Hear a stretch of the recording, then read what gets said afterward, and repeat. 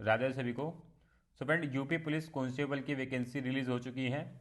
27 दिसंबर से form fill करना चालू हो जाएंगे। तो आपको जम के तैयारी करनी है इस बारी, ताकि आप यूपी पुलिस कांस्टेबल निकालें और इस बारी सिलेक्शन अपना पक्का करके जाएं 2024 में। तो उसी को ध्यान में रखते हुए हम ये वीडियो लेके आए हैं, जिसमें हम प्रीवियस ईयर क्वेश्चन देखेंगे। 27 जनवरी 2019 शिफ्ट फर्स्ट के रीजनिंग के क्वेश्चन देखने वाले हैं, किस टाइप के क्वेश्चन रहते हैं और आपको कैसे प्रिपरेशन करनी है, ताकि आप इस बारी का यूपी पुलिस कांस्टेबल लेके जाएं और अपने सिलेक्शन पक्का करें। और भी हम वीडियो लेके आते रहेंगे, जिसमें हम जीएस का, हिंदी का, मैथ का, सबका प्रीवियस ईयर क्वेश्चन लेके आएंगे, ताकि आपकी प्रिपरेशन बेहतर हो सके और आप इस बारी का यूपी पुलिस कांस्टेबल निकाल के जाएं। सो चैनल को सब्सक्राइब कर लेना, बेल को क्लिक कर लेना, ताकि आपके पास नोटिफिकेशन टाइम पे पहुंच रहे हैं हम जो भी नई अपडेट डालेंगे। तो चलते हैं क्वेश्चन की तरफ फ्रेंड। मैं क्वेश्चन सॉल्व कराऊंगा, पहले आप खुद से सॉल्व कर लेना। अगर आपसे ना हो तो ही मेरा सोल्यूशन देखना आप, ठीक है। क्वेश्चन में फर्स्ट है, और पहले आप खुद से इसको ट्राई करना, अगर आपसे ना हो तो फिर मेरा सोल्यूशन देखना। देखो कैसे करना है क्वेश्चन को। यहाँ पे आपको लुप्त पद निकालना है, यहाँ पे कौन सा अक्षर श्रृंखला पूरी होगी। तो देखो कैसे करना है वाला क्वेश्चन। यहाँ पे हमें जो संबंध दे रखा है वो संबंध कुछ इस प्रकार है। जेड का संबंध है किसके साथ, वाई के साथ। वाई का संबंध है एक्स के साथ। एक्स का संबंध है डब्ल्यू के साथ। और डब्ल्यू का संबंध है वी के साथ। और इसके बाद बताना कि कौन सा अगला लेटर आएगा। तो अगर आप यहाँ पे देखते हो, जेड से वाई तक जाने में हमें क्या करना पड़ रहा है, -1 लेटर। वाई से एक्स तक जाने के लिए -1 लेटर। एक्स से डब्ल्यू तक जाने के लिए -1 लेटर। डब्ल्यू से वी तक जाने में -1 लेटर। यानी कि वी से अगला लेटर लाने के लिए हमें क्या करना पड़ेगा, -1 लेटर। और वो क्या होगा, वो होगा हमारा यू। तो आप यू को चेक कर लो कौन कौन से ऑप्शन में दे रखा है। तो अगर आप देखोगे, ऑप्शन फर्स्ट और ऑप्शन सेकंड आपका आंसर नहीं होगा, थर्ड और फोर्थ में से कोई होने वाला है। ठीक है, यहाँ से समझ आ चुका है, आगे चेक कर लेंगे। देखो बी का संबंध है किसके साथ, डी के साथ। डी का संबंध है किसके साथ, एफ के साथ। एफ का संबंध है एच के साथ। एच का संबंध है जे के साथ।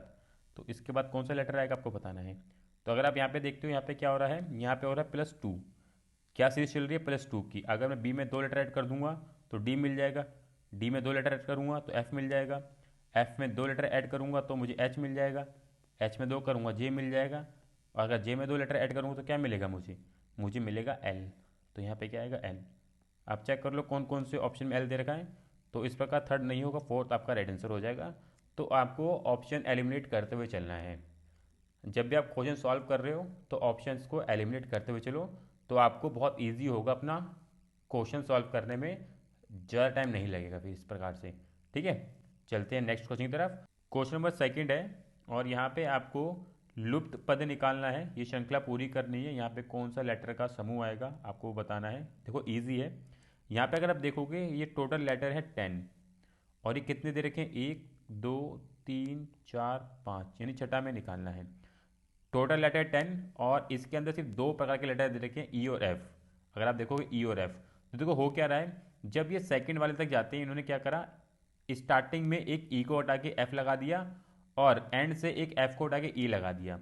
उसी प्रकार से यहाँ पे आप देखोगे 2 एफ हो गए, 2 ई हो गए, फिर यहाँ 3 एफ हो गए और 3 ई हो गए, यहाँ 4 एफ हो गए, यहाँ 4 ई हो गए। यानी कि यहाँ पे क्या बनेगा, यहाँ बनेगा 5 एफ, 5 एफ और 5 ई।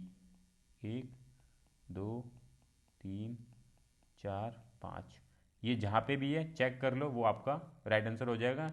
तो ये आपको कहाँ मिलेगा, ये मिलेगा ऑप्शन थर्ड में। टिक करो, आगे बढ़ो। इजी है, बस आपको ध्यानपूर्वक देखना है, फोकस से देखना है, आप देखोगे तुरंत हो जाएगा। ठीक है, क्वेश्चन नंबर थर्ड है, और ये थोड़ा टफ क्वेश्चन है। यहाँ पे कैलकुलेशन करनी पड़ेगी आपको ध्यानपूर्वक, और आपको यहाँ पे भी लुप्त पद निकालना है कि यहाँ पे कौन सी संख्या आएगी क्वेश्चन मार्क की जगह पे। देखो कैसे कर रखा है इन्होंने, यहाँ पे मैं बताता हूँ आपको।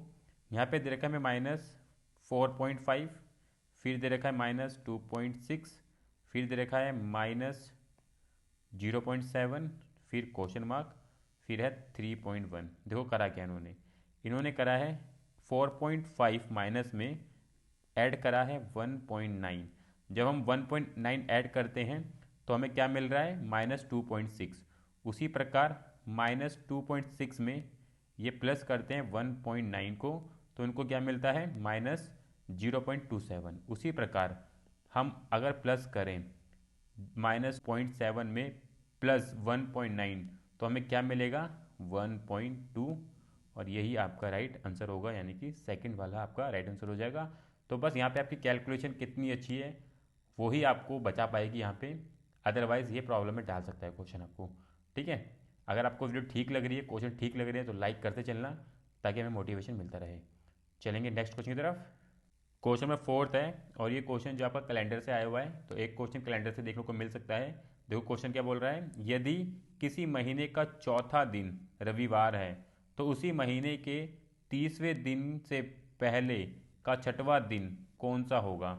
ठीक है, अगर महीने का चौथा दिन रविवार है तो हम मान लेते 4 तारीख को रविवार है, और अगला रविवार कौन सी तारीख को आएगा, अगर इसमें हम 7 प्लस कर दें तो अगला रविवार हमें कब मिलेगा, 11 तारीख को मिलेगा, 11वां दिन होगा। ठीक है, उसी प्रकार हमें अगला रविवार कब मिलेगा, अगर हम 11 में 7 ऐड कर देंगे, यानी कि अगला रविवार कब आएगा, 18 को। उसी प्रकार अगला रविवार कब आएगा, 18 में अगर हम 7 ऐड कर दें तो अगला रविवार हमें मिलेगा 25 को। ठीक है ना, ये 25 को हमें अगला रविवार मिलेगा। तो उन्होंने क्या बोला है, तो उसी महीने के 30वें दिन। तो अगर मैं बात करूं 25 में अगर मैं 5 ऐड कर दूं तो ये होगा 30वां दिन, और ये कौन सा दिन होगा, तो रविवार है 25 का, तो 5 ऐड करेंगे तो हमें कौन सा दिन मिलेगा, तो हमें मिलेगा शुक्रवार, यानी कि 30 तारीख को कौन सा दिन होगा, शुक्रवार। और उन्होंने क्या बोला है, 30वें दिन से पहले का छठा दिन। तो अगर हम 30 से छठा दिन जाएं, यानी कि ऊपर चलें, 30 से ऊपर चलें, और 30 में हम 6 माइनस कर दें तो हम आएंगे 24 पे, और 24 पे कौन सा दिन होगा, अगर 25 रविवार है तो 24 क्या होगा, शनिवार। ये होगा शनिवार, इसका राइट आंसर क्या होगा, ऑप्शन थर्ड। तो इजी रहेगा, बस आपको कैलेंडर वाले क्वेश्चन को करना है, ताकि कोई भी क्वेश्चन आए यहाँ से तो आप इजीली अटैम्प्ट कर लें। यह एक क्वेश्चन कराने का पर्पस ही यही है कि आपको एक आइडिया मिल जाए कि जो क्वेश्चन है वो कहाँ कहाँ से कैसे कैसे पूछे जा रहे हैं यूपी कांस्टेबल में। ठीक है, चलते हैं नेक्स्ट क्वेश्चन की तरफ। क्वेश्चन नंबर फिफ्थ है, और ये क्वेश्चन भी काफ़ी अच्छा है। देखो कैसे करना है वाला क्वेश्चन। यहाँ पे आपको बताना है जो लुप्त पद की जगह पे कौन सा श्रृंखला आएगी, कौन से नंबर और लेटर की श्रृंखला आएगी। देखो कैसे करना है वाला क्वेश्चन। यहाँ पे हमें A1Z1 दे रखा है। तो अगर आप देखोगे ए और जेड को देखोगे, ए और जेड क्या होते हैं, ये एक अपोजिट लेटर होते हैं। अगर आपने अल्फ़ाबेट पढ़े होंगे तो ए का अपोजिट क्या होता है, जेड होता है। उसी प्रकार आप यहाँ पे देख लो एक्स और सी, ये क्या होते हैं, आपस में अपोजिट होते हैं। उसी प्रकार आप ई और वी को देखोगे, ये आपस में अपोजिट होते हैं। और टी और जी को देखोगे तो ये आपस में अपोजिट होते हैं। तो आप ऑप्शन चेक कर लो, क्या एच और आर अपोजिट होते हैं, एच और आर कभी अपोजिट नहीं होते, एच और एस अपोजिट होते हैं, यानी कि ये आंसर नहीं होगा। उसी प्रकार ये क्या दे रखा है, आई और आर, क्या आई और आर अपोजिट होते हैं, हाँ आई और आर अपोजिट होते हैं। और आप थर्ड वाला ऑप्शन चेक करोगे तो यहाँ पे सिर्फ नंबर दे रखे हैं, यहाँ कोई लेटर नहीं है, तो इसलिए ये कट जाएगा। उसी प्रकार आप फोर्थ वाला ऑप्शन देखोगे, देखो एच और एस अपोजिट होते हैं, यानी कि ये भी हो सकता है, संभावना बन सकती है। तो आपके पास दो ऑप्शन निकल के आए हैं, एक है सेकंड और एक है फोर्थ, इनमें से कोई एक आंसर होने की संभावना है।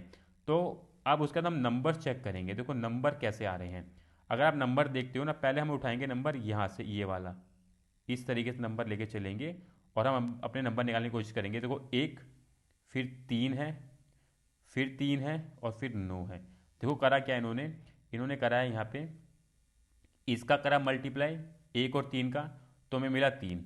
फिर 3 और 3 का मल्टीप्लाई करा तो हमें क्या मिला 9। तो अब इन्होंने क्या करा, 9 और 3 को मल्टीप्लाई करा तो हमें क्या मिलेगा 27, यानी कि हमारा पहला नंबर मिल चुका है 27।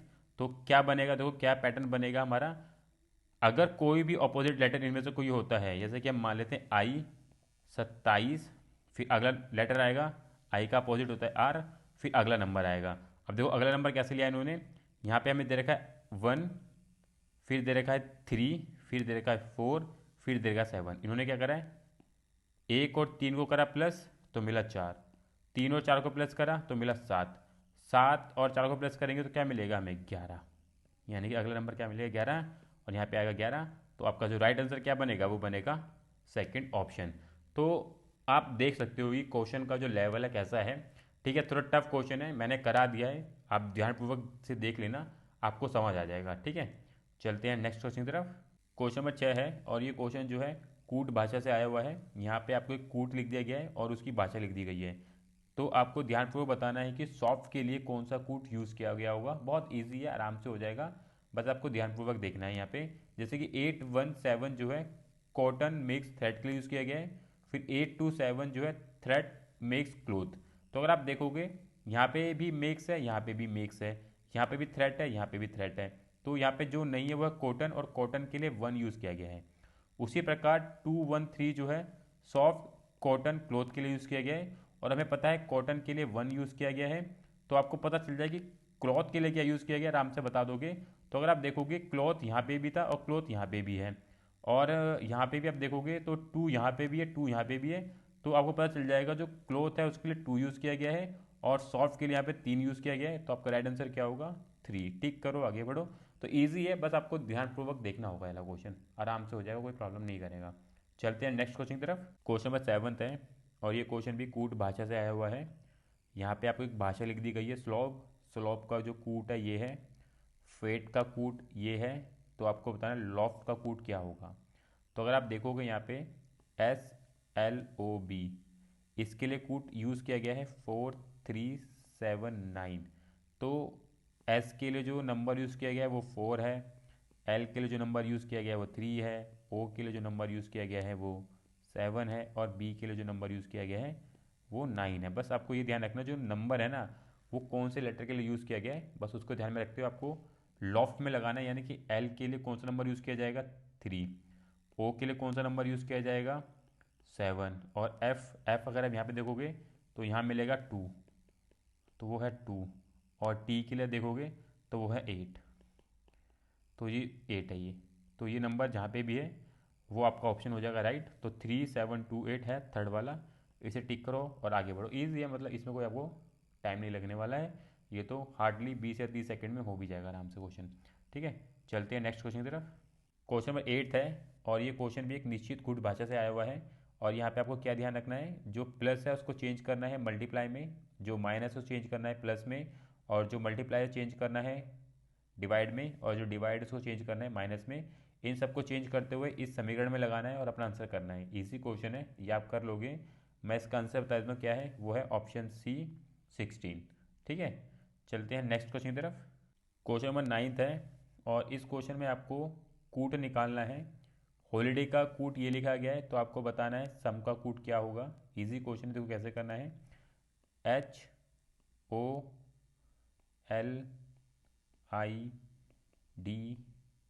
HOLIDAY, इसके लिए जो कूट यूज़ किया गया है वो है ELIFAXV।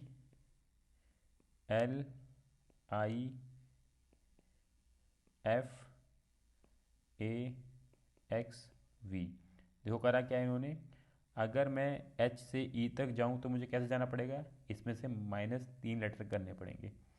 उसी प्रकार O से L तक जाने के लिए मुझे -3 करना पड़ेगा, L से I तक जाने के लिए -3 करना पड़ेगा, I से F तक जाने के लिए 3 लेटर माइनस करने पड़ेंगे। तो यहाँ पे जो सीरीज यूज़ की गई है वो -3 लेटर की यूज़ की गई है, कि मैं हर एक में से 3 लेटर माइनस कर दूंगा तो मुझे अगला लेटर मिल जाएगा। तो आपको बस इसी को ध्यान में रखते हुए SUM में लगाना है। तो अगर आप देखोगे S में से मैं अगर 3 लेटर निकालूं, यानी कि S निकाल दूं, S के बाद मैं R निकाल दूं और Q निकाल दूं, तो क्या मिलेगा मुझे, मुझे मिलेगा P। ठीक है, ऑप्शन चेक कर लो कहाँ का P दे रखा है, तो सिर्फ ऑप्शन फर्स्ट में ही दे रखा है, बाकी किसी में नहीं दे रखा है। टिक करो, आगे बढ़ो। तो इस टाइप के क्वेश्चन में आपको ये ध्यान रखना है कि जो जो लेटर मिलते जा रहे हैं उसको ऑप्शन से मैच करो और एलिमिनेट करते हुए आंसर करके आगे बढ़ जाओ। ठीक है, टाइम बर्बाद नहीं करना है, जल्द से जल्द आपको क्वेश्चन को सॉल्व करना है इसमें। ठीक है, चलते हैं नेक्स्ट क्वेश्चन की तरफ। क्वेश्चन नंबर 10 है, और ये क्वेश्चन जो है ब्लड रिलेशन से आया हुआ है। तो आपको यहाँ पे ध्यान क्या रखना है, जो @ है उसका मतलब है पुत्र, हैश का मतलब है भाई, और स्टार का मतलब है माता। आपको ये सारे यहाँ पे लगा के आंसर करना है। यदि जेड के 2 पुत्र और एक पुत्री है तो इनमें से कौन सा ऑप्शन ठीक होने वाला है वो आपको बताना है। देखो कैसे होगा ये क्वेश्चन। एक्स है, एक्स के बाद हमें दे रखा है हैश, और हैश का मतलब है भाई, यानी कि एक्स जो है भाई है किसका, वाई का। ठीक है ना, ये वाई दे रखा है। उसके बाद आप देखोगे @ दे रखा है, और @ पे हमें क्या बता रखा है, पुत्र। तो यानी कि वाई पुत्र है किसका? जेड का। ठीक है, उसके बाद हमें दे रखा है स्टार, और स्टार में माता है, यानी कि जेड माता है किसकी? डब्ल्यू की। और हमें डब्ल्यू के बारे में पता नहीं है वो लड़का है लड़की, तो उसको अभी हम नहीं देखेंगे। आगे पढ़ लेंगे क्या बोला गया। यदि जेड के दो पुत्र और एक पुत्री है, ये दो पुत्र हो गए तो यानी कि ये पुत्री होने वाली है, ये सर्कल में चली जाएगी। तो ऑप्शन चेक कर लो। डब्ल्यू एक्स की बहन है, तो अगर आप देखोगे डब्ल्यू एक्स की बहन है, हाँ, क्योंकि ये भाई है, ये भाई है, ये इसकी माता है, तो डब्ल्यू जो है एक्स की बहन होगी, यानी कि हमारा राइट आंसर क्या होगा? पहले वाला ही हो जाएगा। ठीक है, तो इजी रहेगा, बस आपको जो बोला गया उसके अकॉर्डिंगली अपना डायग्राम बनाते हुए आंसर करना है। ठीक है, चलते हैं नेक्स्ट क्वेश्चन की तरफ। क्वेश्चन नंबर 11 है, और ये क्वेश्चन भी आपका ब्लड रिलेशन से आया हुआ है। और ये क्वेश्चन थोड़ा टफ है, क्योंकि यहाँ पे आपको ऑप्शन के थ्रू अपना आंसर करना होता है। और इन्होंने यहाँ बता दिया है परसेंटेज का मतलब पिता है, एक्सक्लेमेशन का मतलब बहन है, और स्टार का मतलब पुत्री है। तो निम्न में से कौन दर्शाता है पी एस की बहन का पति है? तो ऐसे क्वेश्चन को मैं काफ़ी बार करवा भी चुका हूँ, और मेरे हिसाब से आपको इस क्वेश्चन को सॉल्व करते समय सबसे पहले ऑप्शन फोर्थ उठाना चाहिए। अगर ऑप्शन फोर्थ ना लगे फिर ऑप्शन फर्स्ट उठाना है आपको। ठीक है, देखो कैसे हुआ वाला क्वेश्चन। पी है, पी के बाद हमें दे रखा है परसेंटेज का साइन, और वो बता रहा है पिता। तो पी पिता है किसका? क्यू का। क्यू के बाद हमें दे रखा है स्टार, और स्टार है पुत्री। क्यू पुत्री है किसकी? आर की। और आर के बाद एक्सक्लेमेशन, आर जो है बहन है किसकी? एस की। ठीक है, तो इन्होंने क्या बोला है? पी एस की बहन का पति है। तो अगर आप यहाँ पे देखोगे ये दोनों क्या हुए, क्योंकि ये इनकी पुत्री हुई तो ये दोनों पति पत्नी हो गए, और ये इसकी बहन है। ठीक है, ये आर इसकी बहन है, तो इसका जो राइट आंसर क्या होगा आपको पता चल जाएगा, फोर्थ होगा, क्योंकि पी एस की बहन का पति है, तो एस की बहन कौन है? आर, और आर पत्नी है पी की। इस प्रकार से इसका राइट आंसर क्या होगा? फोर्थ होगा। तो इसलिए बोलता हूँ ऐसे क्वेश्चनों को आप पहले फोर्थ वाला ऑप्शन उठाएं, फिर फर्स्ट वाला उठाएं। ठीक है, चलते हैं नेक्स्ट क्वेश्चन की तरफ।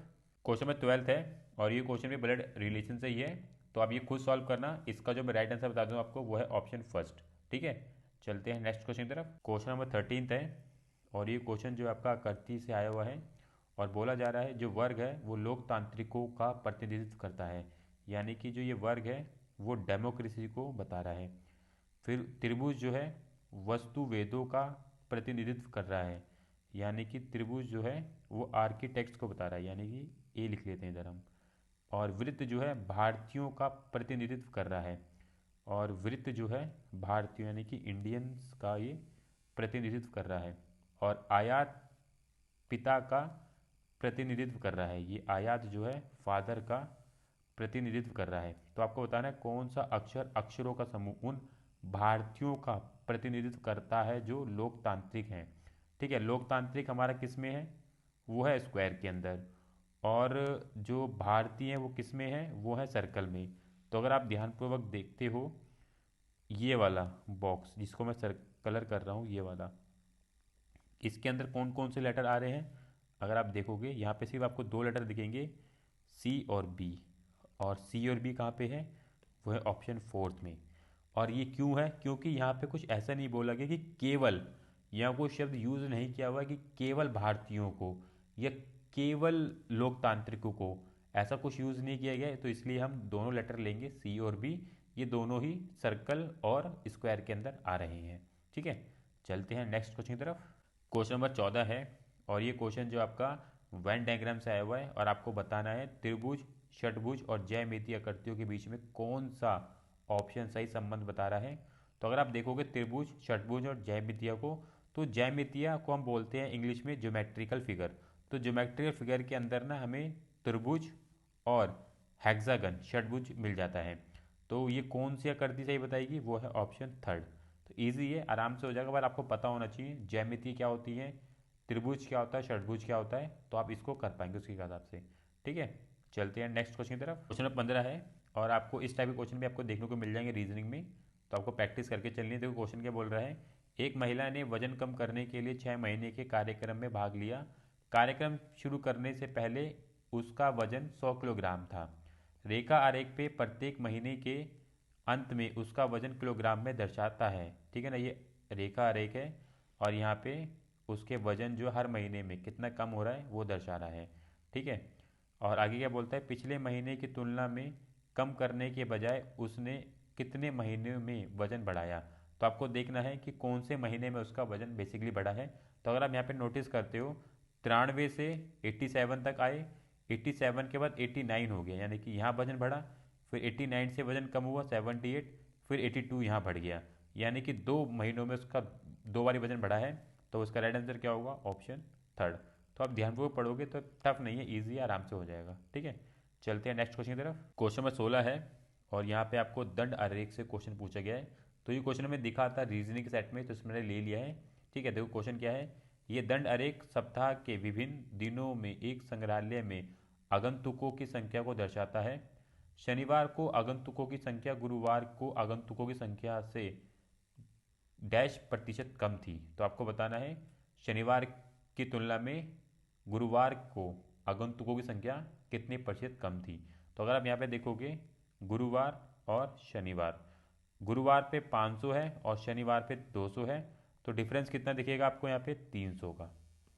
ठीक है, कितने पे आ रहा है, 500 पे। इसको हम अगर काटें तो कितना मिलेगा, 60%।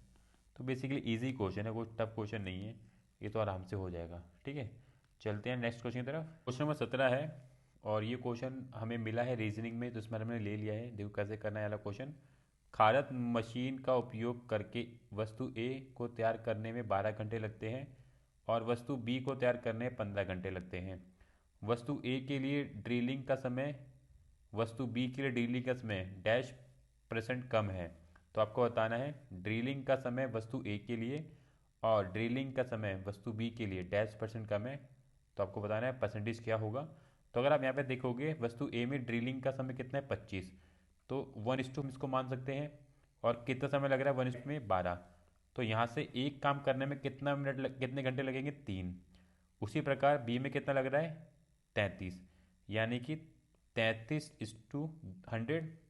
और यहाँ पे आएगा 15। अगर मैं इसको काटूँ तो कितना निकल के आएगा, यहाँ से ये 20 हो जाएगा और ये 3 हो जाएगा, यानी कि 99/20 ये निकल के आ जाएगा हमारे पास। ठीक है, हमें बताना है कि कितना डिफरेंस है ए और बी वाले में परसेंटेज का। तो देखो क्या करेंगे, यहाँ पे हम परसेंटेज निकालने के लिए 99/20 है ही, और इनका डिफरेंस करना है, यानी कि बी और ए में डिफरेंस लेके आना है हमें कितना आने वाला है। ठीक है, ये करेंगे। और हमें ये चाहिए परसेंटेज में किसके, बी वाले के उसमें। तो लिखेंगे 99/20 और इसको हम ब्रैकेट में ले लेते हैं और इसके बाहर आ जाएगा हमारा 100। ठीक है, इसको हम काट लेंगे, इसको हम सॉल्व करेंगे तो कितना मिलेगा यहाँ पे हमें, देखो 20 को इससे मल्टीप्लाई करेंगे तो ये हो जाएगा 99 माइनस 60/20। ठीक है, और इसके अपॉन में हमारे पास क्या है, 99/20। ठीक है, ये दे रखा है, इसको मैं इधर सॉल्व कर लेता हूँ, इस साइड ले लेता हूँ। ठीक है, अब यहाँ पे कितना निकल के आ जाएगा, 99 में से 60 गया तो कितना बचेगा, 39/20। और ये ऊपर आ जाएगा तो ये पलट के कितना हो जाएगा, 20/99। 20 से 20 कट जाएगा और अगर इनमें मैं काटूँ तो ये हो जाएगा 3 एकम 3, 3 तिया 9, और ये 3 तिया 9, 3 तिया 9, यानी कि 13/10 मल्टीप्लाई 10। इसको मैं अगर सॉल्व करने जाऊंगा तो कितना मिलेगा मुझे, वो मिलेगा मुझे 39.39, इसका राइट आंसर होगा। तो ये थोड़ा मैथमेटिकल क्वेश्चन था, पर रीजनिंग में दे रखा था, इसमें ले रखा है हमने। ठीक है, तो इसका राइट आंसर क्या होगा, 39.39। चलते हैं नेक्स्ट क्वेश्चन की तरफ। क्वेश्चन नंबर 18 है और ऑड वन आउट से क्वेश्चन आया हुआ है। विषम निकालना है आपको, बताना है कि ऐसा कौन सा इनमें शब्द है जो संबंधित नहीं है। तो अगर आप देखोगे दौड़ है, नींद है, धीरे धीरे दौड़ना, चलना, तो ये सारी क्रिया हैं जिसमें हमारा जो है गतिविधियां होती हैं, पर नींद में कोई गतिविधि नहीं होती है। उसके लिए इसका राइट आंसर क्या होगा, ऑप्शन बी। क्वेश्चन नंबर 19 है, यहाँ पे भी आपको भिन्न अक्षर निकालना है कि इनमें से कौन सा भिन्न है वो निकालना है। देखो कैसे करना है, एल है, के है और एम है। तो अगर आप देखोगे एल से के तक जाने के लिए -1, के से एम जाने के लिए +2 का यहाँ पे ऐड हो रहा है। उसी प्रकार ई, डी और सी, यहाँ पे देखिएगा आपको -1 -1। उसी प्रकार आई, एच, जी, यहाँ पे क्या दिखेगा, -1 -1। तो इस प्रकार से पता चलेगा जो राइट सीक्वेंस होगा वो -1 का होगा, पर पहले वाले के अंदर -1 +2 दे रखा है, इसलिए इसमें भिन्न जो अक्षर है वो है फर्स्ट वाला। ठीक है, ईजी है, आराम से हो जाएगा। चलते हैं नेक्स्ट क्वेश्चन की तरफ। क्वेश्चन नंबर 20 है और इस क्वेश्चन में आपको आकृति चयन करनी है जो अन्य से भिन्न है। तो अगर आप देखोगे यहाँ पे 4 ऑप्शन दे रखे हैं और सर्कल दे रखे हैं। सर्कल के अंदर आपको 2 प्रकार की लाइनें दे रखी हैं, एक है क्षैतिज और एक है ऊर्ध्वाधर। क्षैतिज वाली को हम बोलते हैं हॉरिजॉन्टल, ठीक है, और ऊर्ध्वाधर वाली को हम बोलते हैं वर्टिकल। ठीक है, तो अब पहले वाले ऑप्शन में देखोगे तो टोटल हॉरिजॉन्टल लाइनें जो है ना 1 2 3 4 5, हॉरिजॉन्टल लाइनें 5 हैं और वर्टिकल देखोगे 4 हैं। और ऑप्शन सेकंड देखोगे यहाँ पे आपको जो हॉरिजॉन्टल लाइनें कितनी मिलेंगी, 1 2 3 4, और वर्टिकल मिलेंगी आपको 5। यहाँ पे आप देख सकते हो वर्टिकल 5 हैं। उसी प्रकार आप तीसरा ऑप्शन चेक करोगे, यहाँ पे आपको हॉरिजॉन्टल लाइन कितनी मिलेंगी, देखो 1 2 3 4 5। तो यहाँ पे आप समझ आएगा आपको कि जो हॉरिजॉन्टल लाइन कितनी होनी चाहिए, हॉरिजॉन्टल लाइन कितनी होनी चाहिए 5, और वर्टिकल होनी चाहिए 4।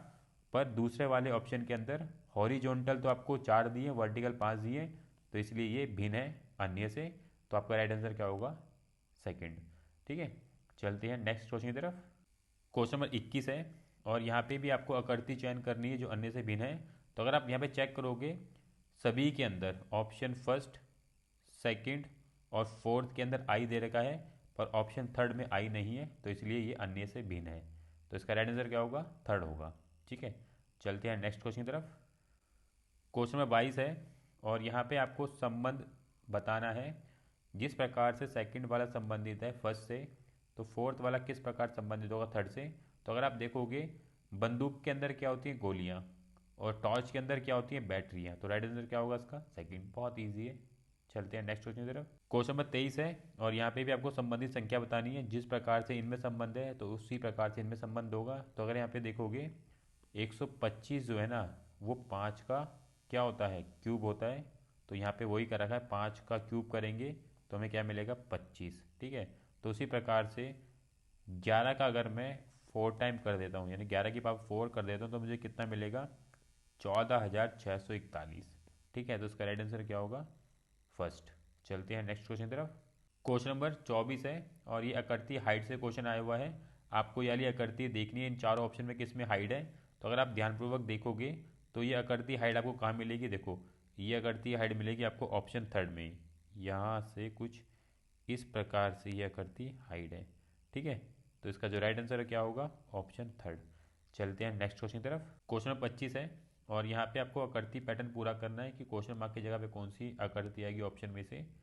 तो अगर हम यहाँ पे देखोगे जो ये वाली आकृति है, इसके अंदर जो बॉक्स बना रखा है और यहाँ पे जो बॉक्स बना रखा है वो समान नहीं है, वो थोड़े ऊपर नीचे हैं। यानी कि जो ये वाला बॉक्स है, जो अगला बॉक्स बनेगा वो समान नहीं बनेंगे, वो थोड़ा ऊपर नीचे होंगे। तो कुछ इस प्रकार से ये वाला बॉक्स बनने वाला है। उसके बाद जो ये लाइन है इसको कंप्लीट करती हुई एक लाइन जाएगी जो यहाँ पे जाएगी, और यहाँ से एक आर्क आएगा जो इसको यहाँ मिलाएगा। ठीक है, कुछ इस प्रकार से आपका आकृति मिलनी चाहिए, और वो आकृति कहाँ मिल रही है, वो फर्स्ट वाले के अंदर मिल रही है। तो बस आपको ध्यानपूर्वक आकृति को देखना है यहाँ पे। ठीक है, चलते हैं नेक्स्ट क्वेश्चन की तरफ। क्वेश्चन नंबर 26 है और यहाँ पे आपको पैटर्न जोड़ के प्रश्न पूरा करना है कि जो ये पैटर्न है इनमें से किस वाले को जोड़ के पूरा बनेगा। तो इसका जो राइट आंसर है वो है ऑप्शन फोर्थ। अगर हम इसको बनाएंगे तो ये पूरा पैटर्न बन जाएगा। ठीक है, चलते हैं नेक्स्ट क्वेश्चन की तरफ। क्वेश्चन नंबर 27 है और डाइस से क्वेश्चन आया हुआ है और आपको बताना है कि ऑप्शन में से कौन से वाला डाइस जो है नहीं बन सकता है। तो अगर आप देखोगे यहाँ पे ध्यानपूर्वक, जो स्टार का जो विपरीत होगा वो होगा ये डॉट वाला, और जो डबल लाइन का जो विपरीत आएगा वो सर्कल आएगा, और एक डॉट का जो विपरीत होगा वो ये 4 बॉक्स आएगा। ठीक है, तो अगर आप पहले वाला ऑप्शन चेक करोगे तो स्टार का विपरीत होना चाहिए 4 डॉट वाला, जबकि इन्होंने इसके जस्ट इधर दे दिया है और ये वाला नहीं बनेगा, तो इसलिए इसका राइट आंसर क्या होगा, फर्स्ट होगा। तो ईजी होता है, बहुत आराम से हो जाएगा। बस आपको ध्यानपूर्वक देखना है कि कौन से वाला नहीं बनाया जा सकता है इस वाले घन से। ठीक है, चलते हैं नेक्स्ट क्वेश्चन की तरफ।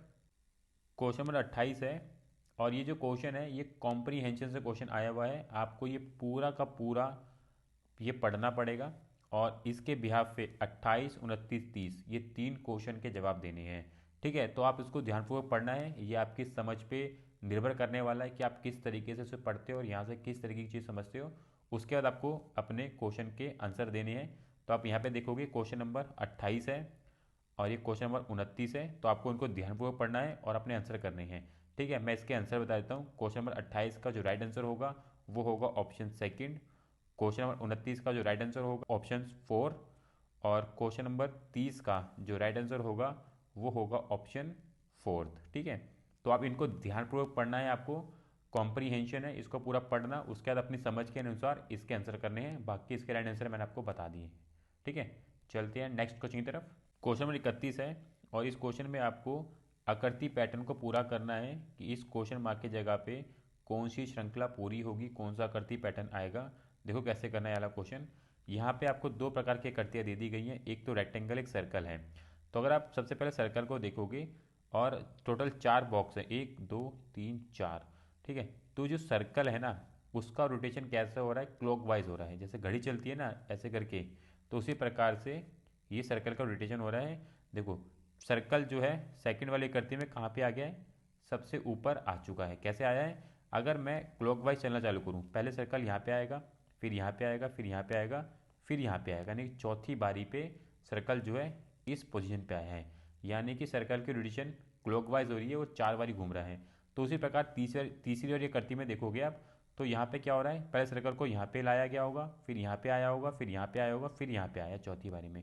तो उसी प्रकार से चौथी वाली के अंदर किस प्रकार से सर्कल में मिलेगा, देखो यहाँ पे है बीच में, यानी कि सर्कल पहले यहाँ पे आएगा, फिर यहाँ पे आएगा, फिर यहाँ पे आएगा उसका सर्कल, फिर यहाँ पे आएगा, यानी कि सर्कल आपको इस साइड आता हुआ मिलने वाला है, यहाँ पे कुछ इस प्रकार से। आप ऑप्शन चेक कर लो कहाँ पे सर्कल सबसे ऊपर है, वो है फर्स्ट और सेकंड में, थर्ड और फोर्थ इसका आंसर नहीं होगा। और उसका जो आकृति के अंदर जो सर्कल का जो फॉर्मेशन होगा वो नीचे की साइड होगा, यानी कि ऑप्शन सेकंड वाला इसका राइट आंसर होने वाला है।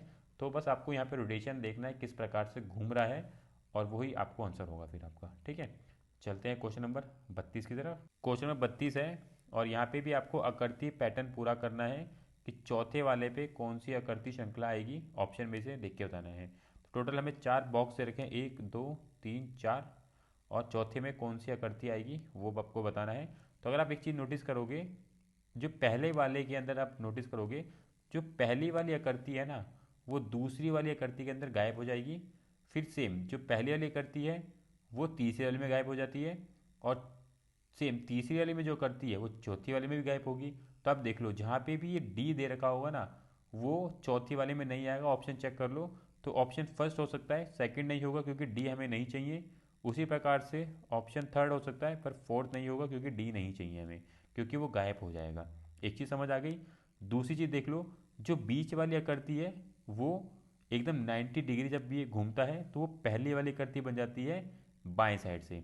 ठीक है, तो ये चीज़ हमें यहाँ पे ध्यान रखनी है। और तीसरी वाली के अंदर जो बीच वाली आकृति है वो है स्क्वायर। तो स्क्वायर कहाँ पे आएगा, कुछ इस प्रकार से आएगा, आप चेक कर लो। फर्स्ट वाला नहीं होगा, थर्ड वाला इसका राइट आंसर हो जाएगा। ठीक है, ईजी है, बस आपको ध्यानपूर्वक आकृति देखनी है किस प्रकार से कार्य कर रही है। चलते हैं नेक्स्ट क्वेश्चन की तरफ। क्वेश्चन नंबर 33 है और ये क्वेश्चन भी आकृति से आया हुआ है।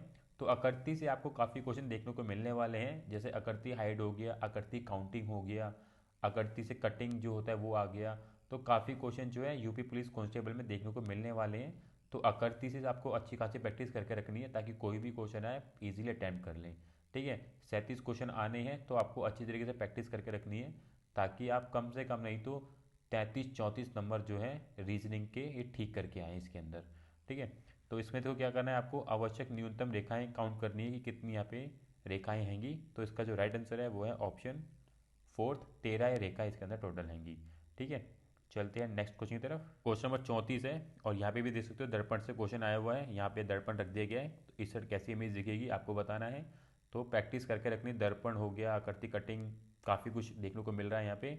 तो आपको काफ़ी अच्छा आइडिया मिल जाएगा कैसा पेपर बनता है रीजनिंग का। ठीक है, तो इसका जो राइट आंसर होगा वो है ऑप्शन फोर्थ, कुछ इस प्रकार का दर्पण में दिखेगा फिर ये। चलते हैं नेक्स्ट क्वेश्चन की तरफ। क्वेश्चन नंबर 35 है और ये क्वेश्चन जो है पेपर कटिंग से आया हुआ है। अगर आप इस प्रकार से पेपर कटिंग करते हैं तो फाइनल किस प्रकार की कटिंग निकलेगी इसमें से। तो इसका जो राइट आंसर है वो है ऑप्शन फर्स्ट, इस प्रकार से कटिंग निकल के आएगी। तो फ्रेंड हमने ये टोटल 35 क्वेश्चन देख लिए हैं जो हमें मिले थे 2019 के पेपर से। और भी इसी प्रकार की वीडियो के लिए आप चैनल को सब्सक्राइब जरूर कर लेना, बेल आइकन को क्लिक कर लेना, ताकि आपके पास नोटिफिकेशन टाइम पे पहुँचते रहेंगे। क्योंकि 37 क्वेश्चन आपके आने हैं, तो हम आगे भी अभी और वीडियो लेके आते रहेंगे, ताकि आपकी प्रिपरेशन बेहतर हो सके। और कौन कौन से नए तरह के क्वेश्चन बन सकते हैं वो भी लेके आएंगे। रीजनिंग भी लेके आ रहे हैं, साथ में जीएस भी, हिंदी भी, मैथ भी लेके आएंगे।